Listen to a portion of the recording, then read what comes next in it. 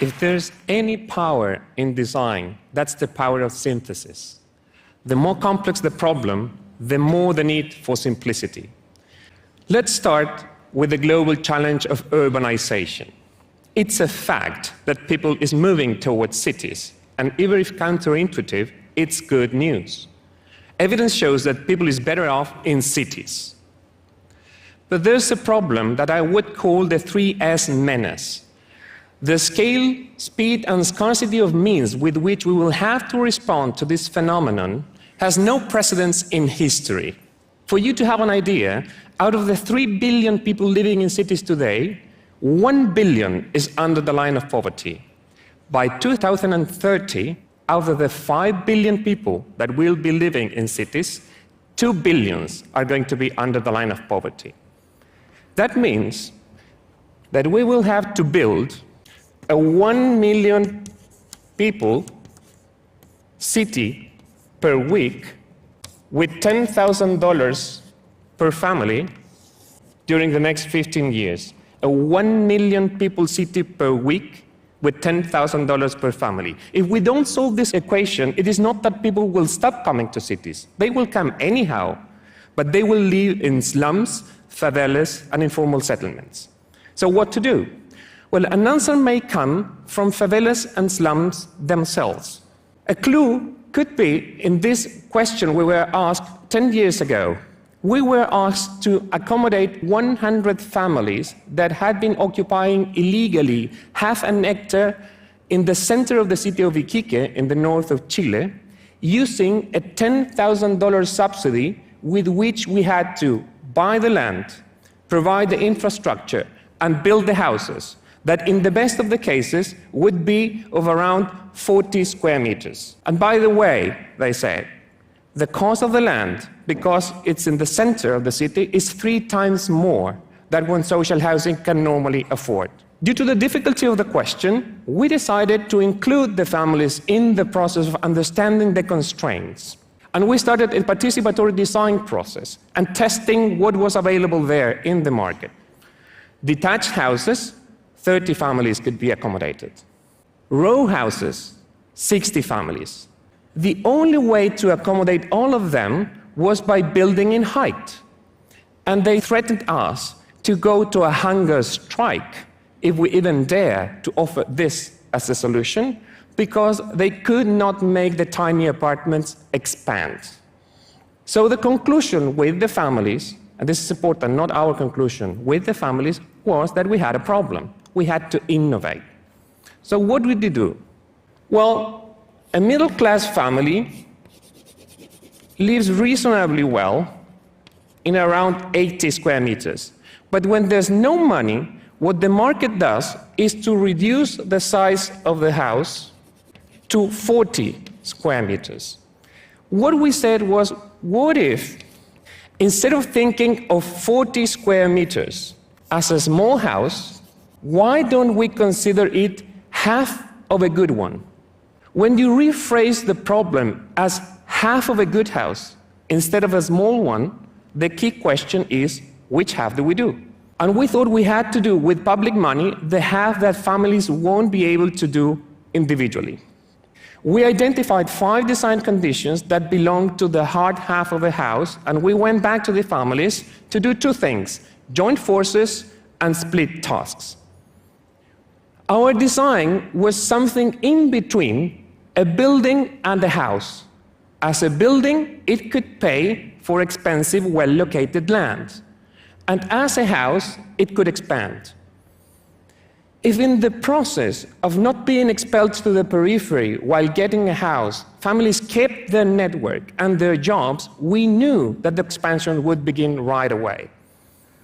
So we went from this initial social housing to a middle-class unit achieved by families themselves within a couple of weeks.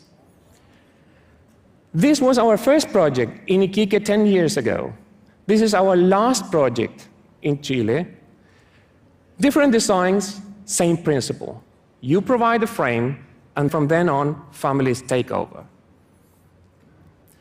So, the purpose of design trying to understand and trying to give an answer to the 3S menace, scale, speed, and scarcity, is to channel people's own building capacity. We won't solve the 1 million people per week equation unless we use people's own power for building. So, with the right design, slums and favelas may not be the problem, but actually the only possible solution. The second case is how design can contribute to sustainability. In 2012, we entered the competition for the Angelini Innovation Center, and the aim was to build the right environment for knowledge creation.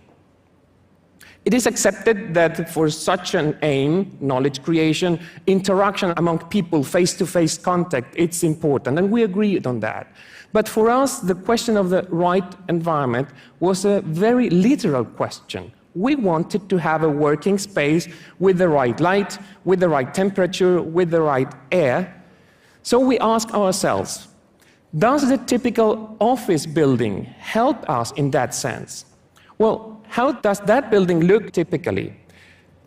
It's a collection of floors, one on top of each other, with a core in the center, with elevators, stairs, pipes, wires, everything.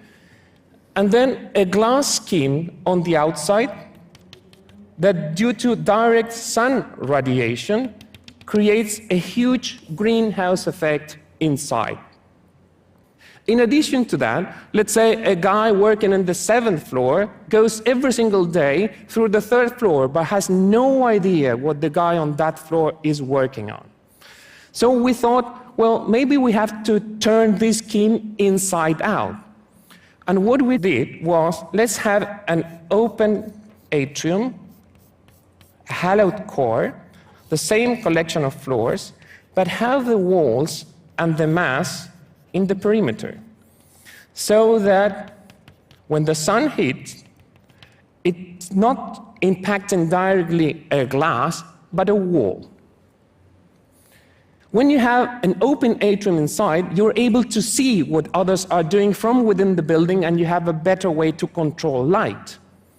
And when you place the mass and the walls in the perimeter, then you're preventing direct sun radiation. You may also open those windows and get cross-ventilation. We just made those openings of such a scale that they could work as elevated squares, outdoor spaces throughout the entire height of the building. None of this is rocket science. You don't require sophisticated programming. It's not about technology. This is just archaic, primitive common sense. And by using common sense, we went from 120 kilowatts per square meter per year, which is the typical energy consumption for cooling a glass tower, to 40 kilowatts per square meter per year. So with the right design, sustainability is nothing but the rigorous use of common sense. Last case I would like to share is how design can provide more comprehensive answers against natural disasters. You may know that Chile in 2010 was hit by an 8.8 Richter scale earthquake and tsunami. And we were called to work in the reconstruction of the Constitución in the southern part of the country. We were given 100 days, 3 months, to design almost everything, from public buildings to public space, street grid, the transportation, housing, and mainly how to protect the city against future tsunamis. This was new in Chilean urban design, and there were in the air a couple of alternatives. First one, forbid installation on ground zero, $30 million spent mainly in land expropriation. This is exactly what's being discussed in Japan nowadays, and if you have a disciplined population like the Japanese, this may work. But we know that in Chile, this land is going to be occupied illegally anyhow, so this alternative was unrealistic and undesirable. Second alternative, build big wall, heavy infrastructure to resist the energy of the waves. This alternative was conveniently lobbied by big building companies because it meant $42 million in contracts, and was also politically preferred because it required no land expropriation. But Japan proved that trying to resist the force of nature is useless. So this alternative was irresponsible. As in the housing process, we had to include the community in the way of finding a solution for this, and we started a participatory design process.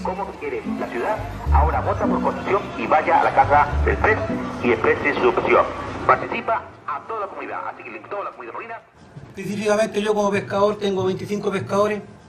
¿Dónde lo voy a llevarlo yo? ¿Al bosque? Entonces, ¿por qué nosotros no podemos tener una defensa de hormigón? Por supuesto, bien hecho. Soy historia de Constitución y vivieron mis actores. Y este señor me viene a decir que yo no puedo seguir viviendo ahí. No te digo. Ha vivido toda mi familia, toda una vida ahí.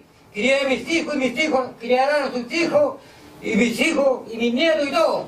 Pero ¿por qué me viene a imponer usted? Él me está imponiendo. Mi zona de riesgo yo no puedo autorizar a construir. No, nieve. Él mismo lo está diciendo. No.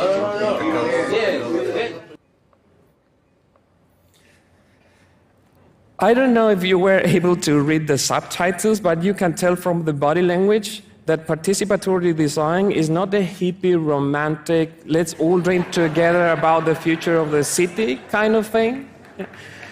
It is actually not even with the families trying to find the right answer. It is mainly trying to identify with precision what is the right question. There's nothing worse than answering well the wrong question. So it was pretty obvious after this process that, well, we chicken out here and go away because it's too tense, or we go even farther in asking what else is bothering you, what other problems do you have, and you want us to take care now that the city will have to be think from scratch. And what they said was, look, fine to protect the city against future tsunamis, we really appreciate, but the next one is going to come in, 20 years? But every single year we have problems of flooding due to rain. In addition, we're in the middle of the forest region of the country, and our public space sucks. It's poor and it's scarce. And the origin of the city, our identity, is not really connected to the buildings that fell. It is connected to the river. But the river cannot be accessed publicly because its shores are privately owned. So we thought that we had to produce a third alternative. And our approach was against geographical threats, have geographical answers. What if, in between the city and the sea, we have a forest. A forest that doesn't try to resist the energy of nature, but dissipates it by introducing friction. A forest that may be able to laminate the water and prevent the flooding, that may pay the debt, the historical debt of public space. And they may provide, finally, democratic access to the river. So as a conclusion of the participatory design, the alternative was validated politically and socially, but there was still the problem of the cost. $48 million. So what we did was a survey in the public investment system and found out that there were 3 ministries with 3 projects in the exact same place, not knowing of the existence of the other projects. The sum of them, $52 million. So design's power of synthesis is trying to make a more efficient use of the scarcest resource in cities, which is not money, but coordination. By doing so, we were able to save $4 million, and that is why the forest is today under construction. So, be it the force of self-construction, the force of common sense, or the force of nature, all these forces need to be translated into form. And what that form is modeling and shaping is not cement, bricks, or wood. It is life itself. Design's power of synthesis is just an attempt to put at the innermost core of architecture the force of life. Thank you so much.